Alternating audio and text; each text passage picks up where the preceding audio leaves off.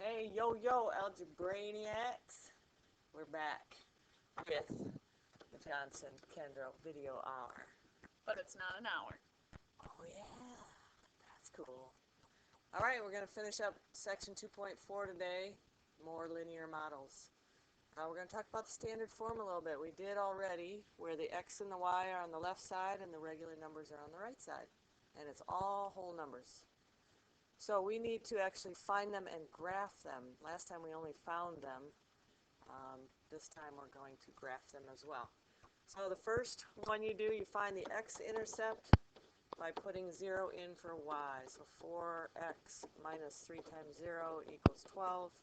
So 4x equals 12. Divide by 4, you get x equals 3. And since the x value is 3, you put that there, and then the y is your 0. Now I'm going to go over and plot that point on the graph. All right, now we're going to do the y-intercept. Find some room up here.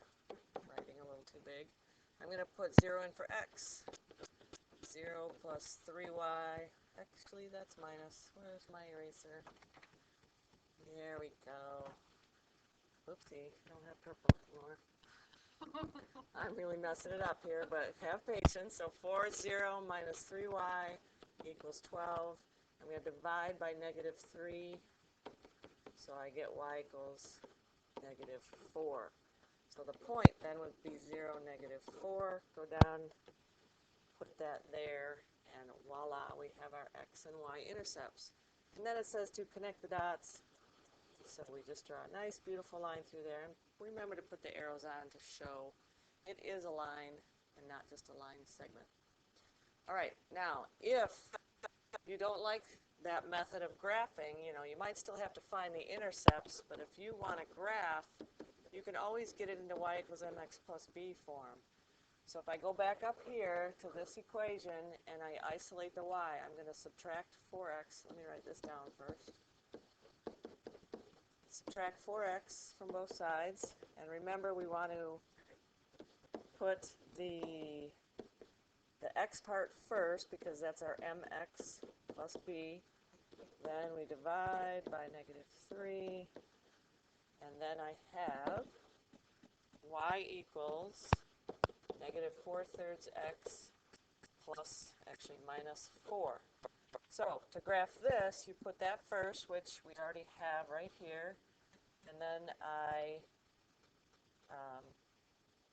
add a negative slope. Nope, it should be positive. My bad. Right here, the reason I knew that was wrong is because this graph is rising here, so I knew that should be positive. So the two negatives actually make a positive 4/3. So from that point, I count up 4, 1, 2, 3, 4, and over 3, 1, 2, 3, and there's my second dot, and you can connect the dots that way. So whatever you're more comfortable with, but you definitely still have to put the zeros in when you're finding the intercepts. Take it away, Ms. Johnson. Okay, we're going to do another one of those, finding the intercepts to graph. Remember, you could always do it Mrs. Kendall's way, turning it to slope-intercept form if you'd rather. It's not really her way, but she showed you. My way or the highway. All right. This one we're going to find the x-intercept. We reviewed that you're going to plug that 0 in for the other letter, so that means the y's are going to be out of there. The reason they go away, anytime you multiply by 0 there, that's just going to cancel that whole term out. So this one we actually just need to divide by negative 1 on both sides. We'll get our x-intercept at negative 5, write it as that ordered pair, negative 5, 0. And that means that it's on the x-axis at negative 5. I'll go over here to do my y since I didn't leave enough room. To find the y-intercept, we'll put a 0 in for the opposite letter, which is an x this time. That's going to just cancel out. We'll be left with 2y equals 5. And this does happen occasionally. The y-intercept is at 5 halves, and this might be helpful for you to go to a decimal for you to do your graphing.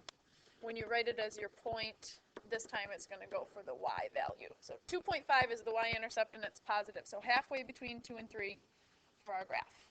And again, just going to connect those dots, arrows on the ends. If you would rather put it to slope-intercept form, you can do that as well, and you're going to do that by isolating our y. Okay. The other concept we're going to cover in this part 2 video are the word problems. You're going to be presented with a situation, and you need to write an equation, and the first one they actually want us to graph as well. So here's our problem. The office manager of a company ordered 140 packs of printer paper. Based on daily use, she knows that this will last about 80 days. Our goal is to write and graph an equation that represents this situation. I've got some hints for you.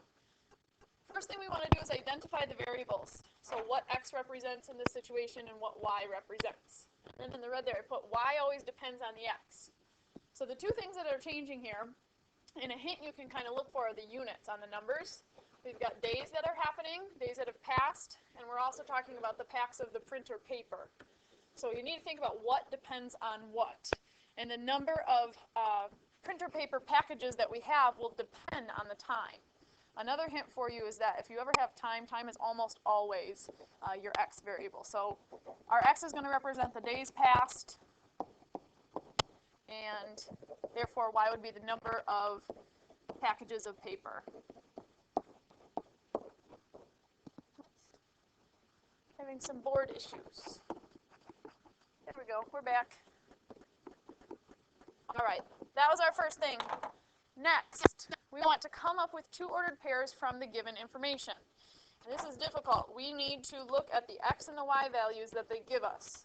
So they do give us some numbers in there. It says 140 packs of paper. Now, that's a y value, but you need to think about what x value goes along with that. That's at the beginning of this whole thing. So really, no time has passed, so we'll use a 0 for our x value.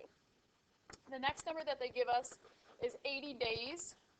That's a days again, so that's going to be an x value. So 80 will go here, and that's when the paper runs out. So that means we'll have 0 packs of paper left.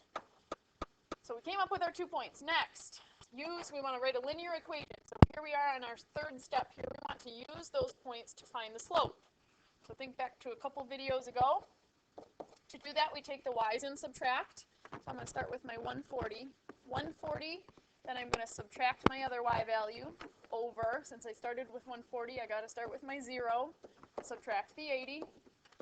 I'll get 140 on the top and negative 80 on the bottom. And if we reduce this, this ends up being negative 7/4. That's the slope. So that step's done. Next, pick one point and set up our point-slope form. And after you plug that in, you'll convert it to slope-intercept. You can pick either point. I'm going to start with the 140. And this is my m. Point-slope form, remember, is y minus y1. So that's going to be my 140 equals m. And then parentheses x minus x1. My x1 is a 0. Whenever you have it happen, you really don't even need to write those parentheses or the 0 in there. You can just write it as negative 7/4 x. We want your final answers in slope-intercept form. So to do that, we want to isolate the y. We'll do that by adding 140 on both sides. Oops, 140. Y is equal to negative 7/4 x plus 140. All right. One more thing off the list. Here's our last item. We're going to graph them. The graph that I've been given is already set up with the proper scale and everything, so we know that it fits. So we're going to start at our B. That's our y-intercept. That's 140. That's our starting packs of paper. You also should probably label, since it's a word problem, what these represent. Paper is going to be on my y, and we said the days passed was our x. So 140 is our start. Then we go over and we use our m to create more points. As long as all your tick marks are worth the same value, like on each graph my scale is the same, we go by 20s, then you can just count down the blocks. I'm going to do negative 7/4, so that means go down 7. 1, 2, 3, 4, 5, 6, 7, and run over 4 units. 1, 2, 3, 4. That would be my next dot. If your scales are different, that doesn't always work like that. And then we'll connect. So we've got our equation. That makes sense too. We're starting with 140, and then as time goes by, we're getting less and less, so it's decreasing. We have one more question we have to answer for this situation. They want to know how many packs of paper should the manager expect at 30 days. Since we're talking about days, that represents an x value, x equal to 30. We can use our equation. You also could probably look at your graph to estimate, but if we use our equation, then we can be exact. All right, do the multiplication first. When you do that, negative 7/4 over 30, I put that over 1. We end up with negative 210 on the top over 4. And then we can just put that through decimal. That's negative 52.5. And then when you add those together, we get 87.5. That means those are the number of packs of paper left out of 30 days. All right. I think we've got one more real life situation. Mrs. Kendall is going to take us through it. Maybe. There we go. Here we go. Ooh, look at the skateboard. Very cool. Okay. We have another example here. It says you sell sporting goods. Your wages depend on the value of your sales. That's a big sentence right there because that's going to tell you what your Y and your X is. So you have your wages, so Y depends on X. So Y is your wage and X is the value of your sales. So we're going to just write that over to the side a little bit. All right, this time it says you sold 3,500, earning 950. So sold goes with sales, earnings go with wages. So my first Y value, I can put this as an ordered pair. I sold 3,500 and I earned, or my wages were 950. I have another ordered pair. I sold 2,800, so that's my X, and I earned 810. Now we have to write an equation for the line, so we can use the point slope again. We need slope, and that's Y minus Y, so 950 minus 810, and then 3,500, we need to start with that because we started with 950, minus 2,800. Reducing all of that, I get 140 over 700. Simplifying, I can cancel those. I can divide each of these by 7. So I see 2 over 10, divide them one more time, and I get 1/5. So that is my slope. The other thing I need is another point to go with that. So the point slope formula, Y minus Y1, I'm just going to choose this one. And I do 950, and that equals the slope, 1/5, that we just found, in X minus 3,500. Okay, the rest is just getting Y by itself. So first I'm going to distribute that. And I get 1/5 X equals, minus 700. And then I want to add 950. So I get Y equals 1/5 X plus 250. Got to do a little mental math there. So there's the equation. And if you just kind of do it the same way every time, you start to get used to it, and it gets to be a little bit easier. Mrs. Kendall, how come we had, in the last example, we had a negative slope, and in this one we have a positive slope? Well, in the other one, the amount of paper was going down, and our graph was falling. It was falling, so it's going to be a negative slope. We don't have the graph for this one, but if we plotted those points, the line would be rising at the end. All right? Okay. Well, this is fun. I hope you thought so too.